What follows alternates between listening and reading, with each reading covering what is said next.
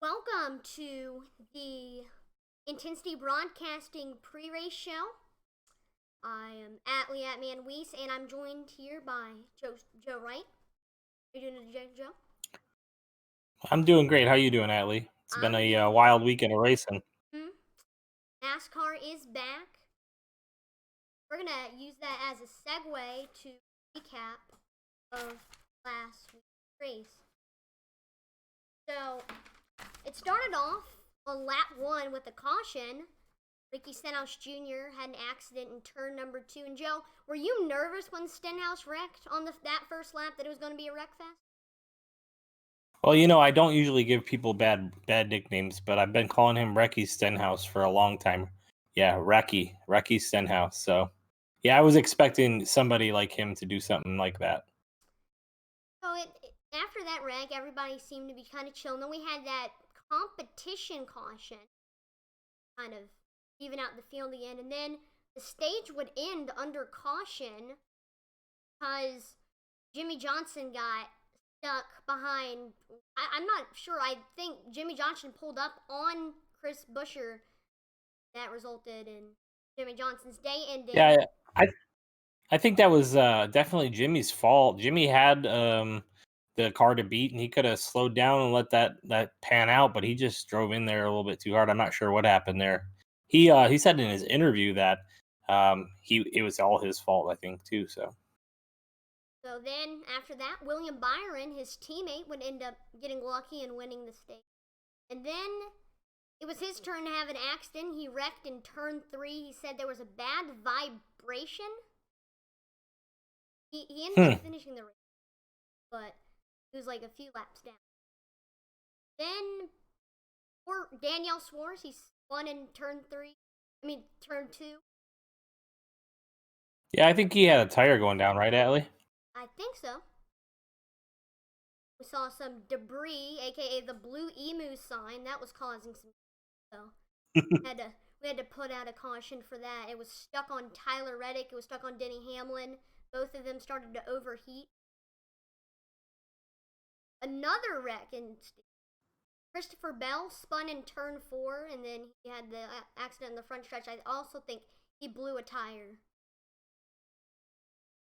Then we saw the Yep. stage 2 end with Brad Keselowski winning it. Then on lap 212, Okay. we saw two people that have already been in wrecks. Chris Buescher and Christopher Bell both had an accident on the front stretch. On lap 253, we wanted them to have a good race, but Ryan Newman spun in turn number 1. That ended up ending. Then on lap 293, the race end was won by Kevin Harvick. And Joe, were you surprised that it ended up being clean racing after the extended break and no practice? Yeah, I think that's a Darlington typical race. I would say that it's usually fairly clean there. It's hard to pass. It's a tough track. I thought Alex Bowman gave it all he had on the last restart under Harvick. That was an interesting run. If he would have cleared Harvick, who knows who would have won? But Harvick definitely had the car to beat. And the winner, of course, was Kevin Harvick, and he had a great race, and he actually achieved a milestone 50 wins. He's tied in 12th in the all-time win list with, I believe, Davey Allison, and that's a pretty big accomplishment. There's actually a few other accomplishments that he could achieve this year. 787 Cup starts if he finishes the race. If he finishes the season without missing any. 650 consecutive starts. Same thing if he finishes the season without missing any races. He can also try to go for 700 National Series top 10s. And also he's going to try to go for 375 Cup top 10s. Yeah, he's very consistent, and they call him the closer. But I did hear an interesting statistic that if Bowman would have moved him and beat him, it would have been the second time that he did that to him. So would that change the name of Kevin Harvick from the closer to now the loser? He, he might could bring his reputation back. That would have been interesting if we saw a bump and run from Alex Bowman. He just couldn't quite get up there to him. Yeah. It, So some other notables though from Sunday was Matt Kenseth, his first race back. How do you think he did, Atlee? he did very good after, with all this going on. He had no practice for a while, hasn't raced in 1 year, but his final start in that 6 car in 2018 when he was in like the 6 car for Roush Fenway, he finished 6th, and he also finished 7th at Phoenix, and then he ended up getting another top 10. And Yeah, that was great runs. And then another driver that stuck out to me was John Hunter Nemechek. He finished 9th, first ever career top 10. He's the son of another great NASCAR driver, front row Joe Nemechek. Yep. And then Ryan Preece drove through the field at one point. He was up in the top 10. He was looking good. I was being impressed by him. And then I think towards the end of the race, they called him in like 21st or something like that. I'm not sure where he ended up, but he had a good run as well. And then there's one other driver I want to point out is Martin Truex Jr. He in the beginning of the race, for stages 1 and 2, he was in like 30th. He was very loose. Yeah, he didn't look good at all early. No. I was not impressed with him. And then he ended up finishing 6th, which was his first top 10 of the season. I think he's still trying to get his pit crew. He could have finished better, but his pit crew made a pit stop blunder in like the final pit stop when Ryan Newman wrecked. There's pit stops. You know, I mean that's a new crew chief too, right? I mean they lost Cole Byrne. Yep. So it's just, you know, growing pains. I think he'll be there. He's a great driver. He'll be there. My guy Ryan Blaney didn't do so hot. He was up and down all day as well. So don't feel bad. So looking forward to Wednesday's night race, the Toyota 500 at the 1.366 miles South Carolina Oval again, Darlington Raceway. So Joe, can you kind of discuss the lineup and how is the lineup determined? So they took the top 20. They inverted the top 20. So whoever came in 20th will start first. And then whoever won the race, obviously Kevin Harvick, will start 20th. And they completely inverted it. And then from 21 on back, they're going to start where they finished on Sunday's race. Was there anyone that you think that had a good run on Sunday that you think will be up front again? Well, Joey Logano, I think, will come back a little stronger. He's going to be starting in that 3rd position there. Clint Boyer looked good at times, and he's, you know, same team as Kevin Harvick. Maybe they'll go over, scratch each other's back, and find some speed here and there. Brad Keselowski's starting 8th. He was up front all day. Those Fords are going to be hard to beat. Although the Toyotas, Hendrick, I think Denny Hamlin, Joe Gibbs, maybe Denny Hamlin, but you're right, Hendrick, Alex Bowman, and Chase Elliott. Dude, the Hendrick cars showed power at the beginning. I was like, I was talking during the race, and I was like, man, these Chevys are fast. Where the heck did they find all this speed? And I think that the Chevys usually show up with speed, and then the Fords and the Toyotas usually catch up on adjustments during practice. So that's a typical thing, I think, that happens. And the fact that they didn't have practice gave them a better shot at it at the beginning there. Plus, they have a new body, I think, is helping them. The first time that they started racing in the Camaro, those first 2 seasons, they were not doing well at all. Then they're finally Chevrolets. New aero package. And were there any drivers that had a rough day yesterday? Do you expect anyone to bounce back and run well? I would say Ricky Stenhouse will probably crash in the first 20 laps. And then Garrett Smithley had a tough day. Maybe he'll bounce back a little bit better. I'd like to see Timmy Hill, all these guys we saw in the iRacing Invitational Pro Series. I would like to see some of those guys do better than they do. And I don't know if it's their rides that they're in or if it's just a different environment. But, I mean, William Byron should bounce back. He was kicking butt at the beginning, too, and he ended up wrecking. So there's a few notable drivers. I want Ryan Newman. He had a rough day, so I think he might try to bounce back. I want Christopher Bell to do well, but he's still has not finished anywhere near, and he's in the bottom of points. So maybe Christopher Bell, this could finally be his race. He might could get a top 10. And also another driver, Daniel Suarez. he was with Joe Gibbs and then was with Stuart Haas. Now he's with Gaunt Brothers, and he did good, but I think he can improve. Yeah, I think he can improve. You don't bounce from team to team and go place to place if you're a top tier driver. You know what I mean? You got William Byron driving for Hendrick. It's his first team, and he's running up front already. I think Suarez's time has passed. I think he had his shot, and he's just trying to help out those smaller teams now. And then one other driver is Chris Buescher. He's still up there in points. He had some success early on. He ended up getting in that accident. And speaking of, I think Jimmy Johnson might try to do something. Yeah, I mean, I think Jimmy made a rookie mistake, and he's the cream of the creme for veterans out there. So it's hard to say like what he was thinking, but boy, I bet if he could take that back, he would. So NASCAR has a very, very big responsibility in informing other sports leagues about whether it is safe. For example, the MLB's trying to start their season, the NBA and the NHL are trying to restart their season, NFL in September. They need to know if it's safe. So NASCAR's, even though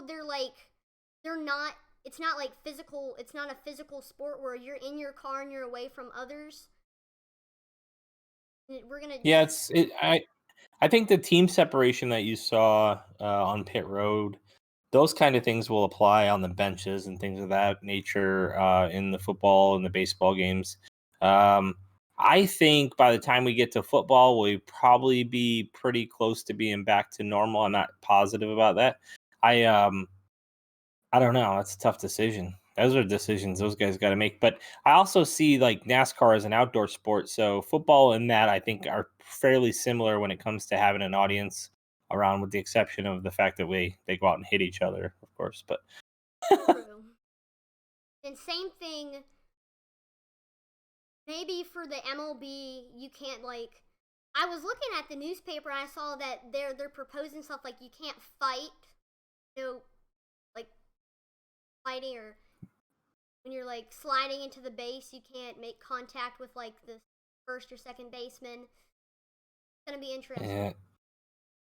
yeah. Well, so I feel like with those sports, you could make 14-day quarantine for the teams, and then play X amount of games per week, and then do another 14-day quarantine, and then do it again, and keep going back and forth. But those guys get paid a lot of money to play their sport, and it's a risk that they take, I guess. But it's an unprecedented time, Atlee. You know how it is. It's tough. It's tough for everybody. It's tough for me to sit in this house every day. And I know you know that pain. So let's now talk about the race that you guys are about to see tonight. Short Track Super Stock Series last week had a great race with Tyler Tomasi winning the race. He led 39 laps. Did a great job. Craig Smith finished second. Third was Ryan McCall. Fourth, Mike Rosero. Fifth was Tyler Frey. And your current point standings, it's been updated. Now the first is Michael Rosero. Second is Craig Smith in points. Third is Mackenzie Brewer. Fourth is Ryan McCall. And fifth is Dawson McKinty.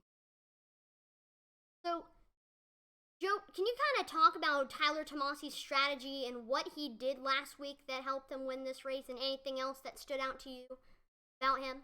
Yeah, absolutely. Absolutely. So we talked to him after the race, Atlee, after that great strategy call and win. And taking the two tires was definitely the way to go at that point for him. And he marched through the field and won. It was a great strategy call. He said, from his own words, he didn't know if it was going to work. So sometimes you just got to take a shot at it and see what happens. And he went for it. He even almost got wrecked by a lap car, right? And still took the win. So it'll be interesting to see this week. I want to see if Mackenzie Brewer comes back. Is he going to come back? Is he not? We don't know. Regan Parent, he won at that Legends. He hasn't been back. Yeah. So It'd be good to see a bunch of those drivers that have got that W under their belt, pushing for the lead and challenging each other this week. And we're headed to what, Thompson Speedway? Yeah. The cool thing, Thompson Speedway, it's one of the premier motorsports facilities in the Northeast, and it features the first ever built road course in the United States. Oh, wow. And it was also the first asphalt high banked oval in America with 26-degree banking. That's up there with like the super speedways. Yeah, I would have never guessed that they had the first road course in the U.S. I thought for sure that would have been Watkins Glen because I grew up going there, so I remember that, but I didn't know that's Thompson. That's cool. The funny thing was, it was built after a hurricane destroyed a farmer's farm. His name was John Honig, and he constructed a racetrack on the site. I think that's a good thing to do with your money. Get some revenue Yeah, from the absolutely. farm. Yeah, let's see if we can get a hurricane so we can build a racetrack, Atlee. It's almost hurricane season. Fingers crossed.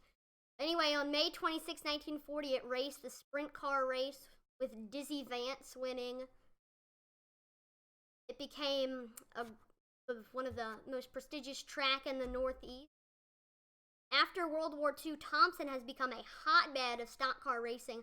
It's actually held some NASCAR races, actually, with David Pearson and Bobby Isaac winning some of those races. And also, they have weekly racing, kind of like all the local short tracks. And some of stock racing's biggest stars have actually raced at Thompson Motor Speedway and made their way up the ranks to NASCAR. Very nice. It's going to be interesting. That's awesome. So is there any drivers that you were going to watch tonight, if they do race? I mean, I would love to see Mackenzie Brewer and Tyler Tomasi go at it. Those guys had similar driving styles, very strategic with their tire preservation. I'd imagine with a 26-degree banking, you won't see as much of a tire degradation, but we'll see. And there's two drivers that I kind of want them to get their first win. First of all, Michael Rosero. He was my pick last race, but he ended up starting in the back. If he doesn't start in the back this time, I think he has a potential chance of winning. And also Craig Smith, he's also participated in every race, and he is yet to get a win, and he's also shown some speed. Yep.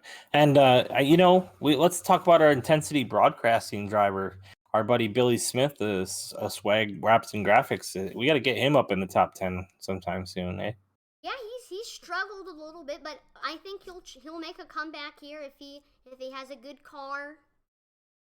We could see some potential for Billy Smith to do well. And also another driver that I kind of want to see come back, Regan Parent. He showed, that Legends Oval at Charlotte Motor Speedway was a hard track to race at, and he showed some great skill at turning laps there, and I think he could do the same at Thompson Motor Speedway, so we'll see if Regan Parent comes to Thompson. And there might be a few new drivers that come to race with us, and they might show some potential also. Absolutely. Tyler Tomasi was new last week, and he ended up winning the race, so we could see another new guy. Yeah, another new guy could come, try to race in this race, and he could end up winning. Maybe I'll strap in and go around a couple times. Yeah. I'd try it, but the cool thing I'd probably be back there with Billy, though. The cool thing about the short track Superstock series is that anyone can race with it. It's not like it's like required. So you'll see rookies and like D-class drivers. They'll be. Yeah, but so what is it? A $5 buy-in? Is that what they pay to race? It's either 5 or 10, but a $5 or $10 buy-in to race, and they need to come in and race each week with them, which is pretty cool. Do they pay to race in that series or no? I'm not sure. Okay. I know one of the series they do, but there is a payout. And it's open to everybody, like you're saying. It'd be real cool to see like 40 people show up for a 14-person field and see who can push into that top 14. Yeah, it's just so cool that like even if you're and they only race on tracks that are free on iRacing that you automatically get when you start racing on iRacing. You get free tracks and free cars in the beginning, just so if you are new to iRacing, you won't have to spend any money on any tracks. Right. So let's see here. We got tonight practice starts at what, 8:30 Eastern Standard Time. Drivers meeting 9:05, qualifying at 9, and it's gonna be a 43 lapper. Single file restarts, lap cars to the rear. So that's gonna be a good race. And if you're the cause of the caution, it's one of the rules, right? End of the longest line. EOL. Yep, Ian is he's a great admin. Some of the decisions, sometimes if like he makes the decision to like call competition cautions, and he's made the short track superstock series a very great league with his ad fitting. He Yep, drove. it's super appealing for guys for sure. It's very organized. It's some of the some of the choices that he makes are good for some of the drivers. That's it for the Intensity Broadcasting pre-race show. You're getting ready to watch the Thompson Speedway Motorsports Park race with the Short Track Superstock Series. Hope to see you watching. I'm Ali Amanwees and this is Joe Wright. Hope to see you at the race. Over and out.